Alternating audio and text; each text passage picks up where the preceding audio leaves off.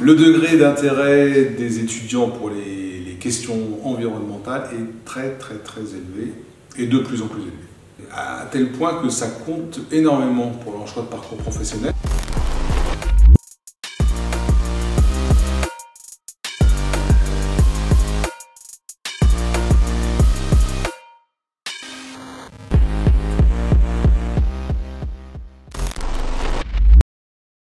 Alors le métier que je rêvais de faire quand j'étais enfant, c'était vétérinaire.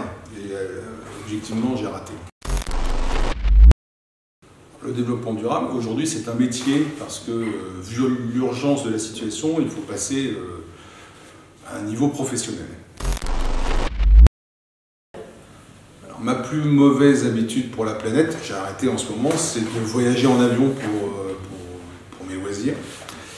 Et la meilleure, c'est peut-être de beaucoup faire de compost parce que j'essaie de produire le moins de déchets possible. Alors, l'ENSAM a été créé il y a près de 250 ans pour accompagner l'industrie dans ses transformations. Première révolution industrielle, deuxième, troisième. Et aujourd'hui, on l'accompagne dans ce qui est un mix de la quatrième, cinquième, voire sixième révolution industrielle où il faut intégrer les questions de la place du digital dans l'entreprise, bien évidemment les questions environnementales, mais aussi les questions sociétales de la place des femmes et des hommes dans l'entreprise. Donc on les accompagne en formant des jeunes, donc des nouvelles compétences pour les entreprises, souvent des jeunes qui seront à terme des décideurs, des dirigeants, et puis aussi par de la formation continue pour leur personnel, et puis par de la recherche pour les faire avancer, pour les faire innover. Le degré d'intérêt des étudiants pour les questions environnementales est très élevé et de plus en plus élevé.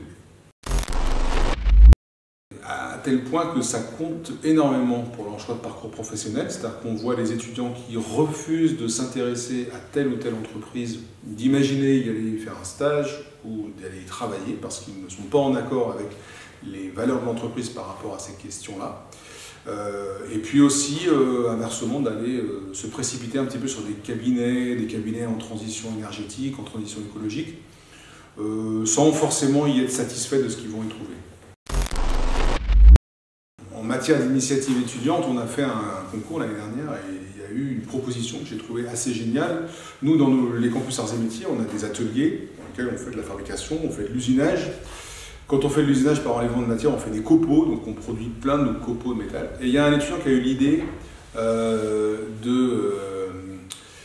d'oxyder ces copeaux pour produire de l'hydrogène vert entre guillemets, mais à partir de déchets de l'entreprise, et j'ai trouvé ça assez génial.